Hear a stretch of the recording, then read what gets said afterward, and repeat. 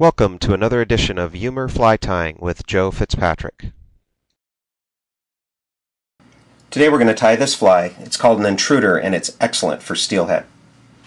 The materials for this fly will consist of lady Amherst tail, black deer hair, a blue guinea feather, 2 purple saddle hackles, a blue saddle hackle, Legurton mini flat braid in violet, and UV ice dub in chartreuse green. For this fly we'll be using a Eumer Teardrop tube. Each Eumer tube comes complete with a liner tube and a hook junction tube. In this fly we're going to be using a fluorescent green liner tube and a chartreuse hook junction tube. We'll also be using a large monster cone. Okay, the first thing I'm going to do is I'm going to go ahead and thread in a small Eumer tubing into the 22 millimeter teardrop tube. And what I'm going to do is I'm actually going to put a couple of drops of super glue into the back of this just to help seat it and prevent it from spinning. And I'm just going to put a couple drops right back here like that, and then move it back, spin it a little bit, and let it sit just for a couple of seconds. And what that's going to do is prevent the teardrop tube from spinning onto the plastic tube as we're tying. Before I put it on there, I need to go ahead and take my lighter, and with the blue flame I'm going to go ahead and touch the tubing, the plastic tubing, until it folds over, curls over the back of this. Just like that. And then I'm going to go ahead and thread it back onto the mandrel. And this is a Eumer tapered mandrel.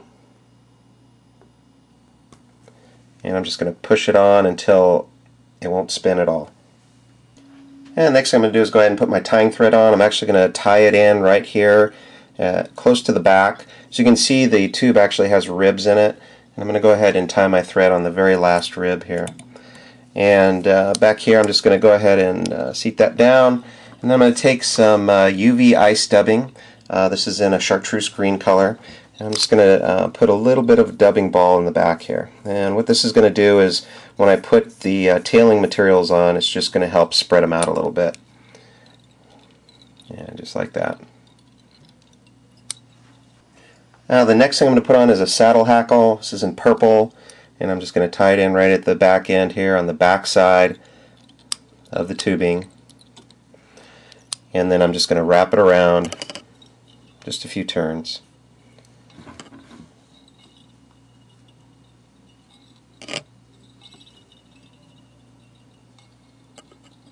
Just like that.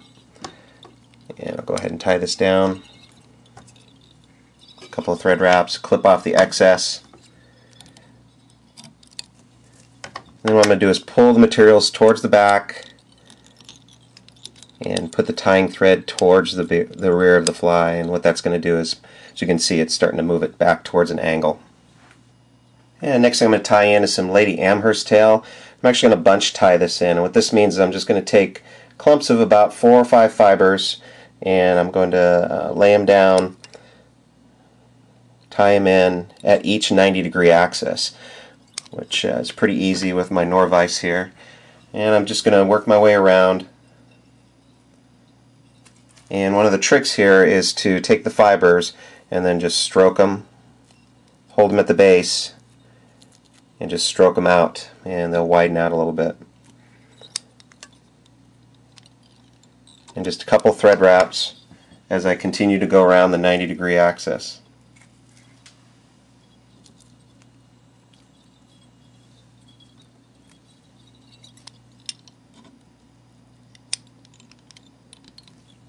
And one more bunch.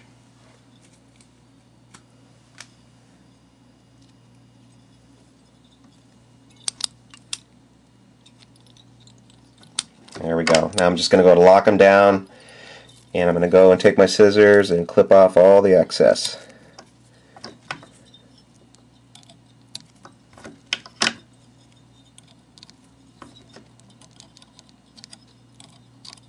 And then I'll take my thread wraps and lock down that excess material. Now the next thing I'm going to do is take my saddle hackle, this is blue, and again I'm going to tie it in at the back of the fly, lock down the stem,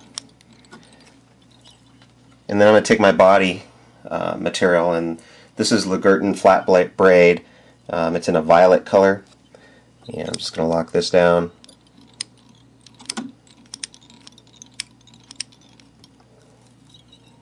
Just like that. Now I'm going to go ahead and put a couple of drops of super glue across the top of this, just like so. Move my tying thread out of the way,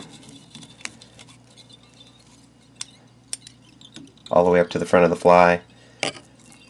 And what I'm going to do is put a half hitch in here, and then that way I can use the rotary feature of my vise and take my thread and put it out on the bobbin cradle. And now I'm just going to go ahead and work my way from the back forward, nice and even. That way I can check to make sure that I'm covering up the underbody, and work my way all the way forward. And what's going to happen here is the super glue is just going to help it be a little bit more resilient and secure the material onto the top of the Eumer tube. And then I'll just take my tying thread here and lock down this material. Just like that.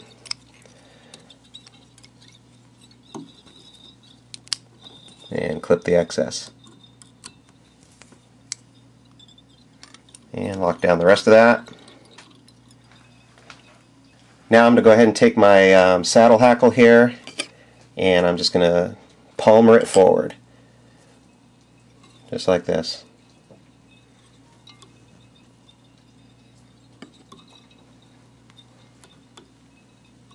And then I'll lock down the stem right at the front of the fly. Clip off the excess. And then pull the material back towards the front here. Just like that. Now I'm going to go ahead and take another saddle hackle. This time this one has a little bit longer fibers on it. And I'm going to go ahead and tie this in as well from the back side of the cone.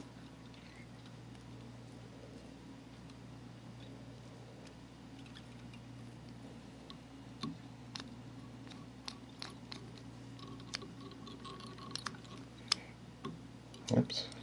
Sometimes that happens, guys. It comes out. Got to make sure it's seated nice and tight. There we go. And as you can see, as I'm wrapping the same way as I did the other one, it's actually moving the fibers forward.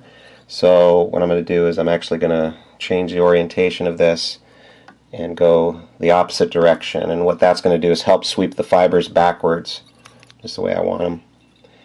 And just wrap it up a little bit thicker this time on the front. And then we're going to go ahead and lock that in. And clip off the excess. Now I'm going to take these loose fibers up forward, and I'm going to just work my tying thread backwards, just like so.